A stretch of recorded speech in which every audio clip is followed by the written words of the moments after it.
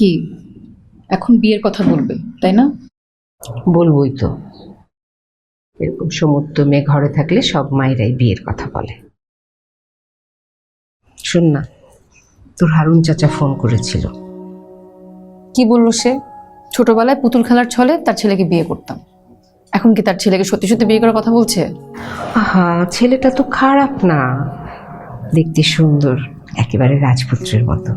কিন্তু মা, আমি তো রাজকন্যা না।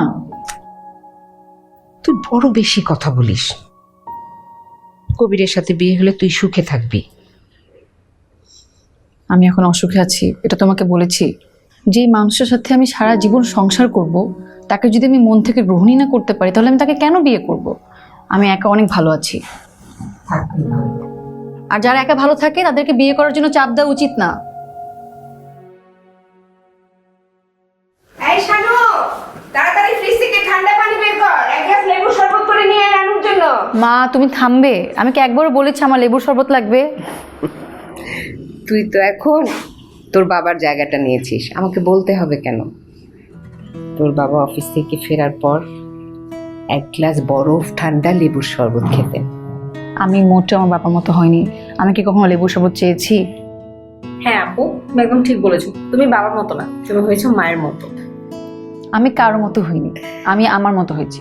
যা, তোদের লেবুর শরবত নিয়ে আয়, খেয়ে তোদেরকে ঠান্ডা করে দে।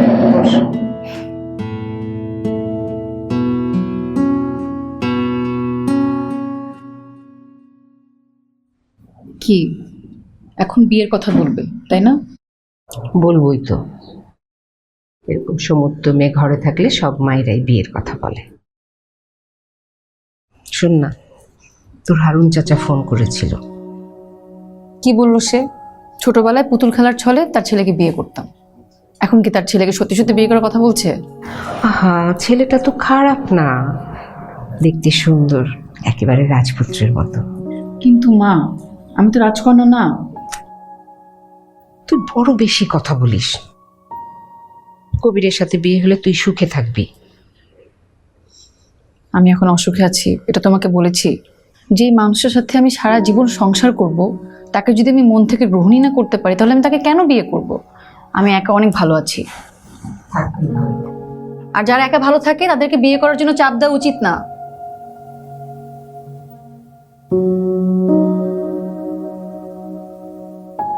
এই যে আপু, তোমার শরবত।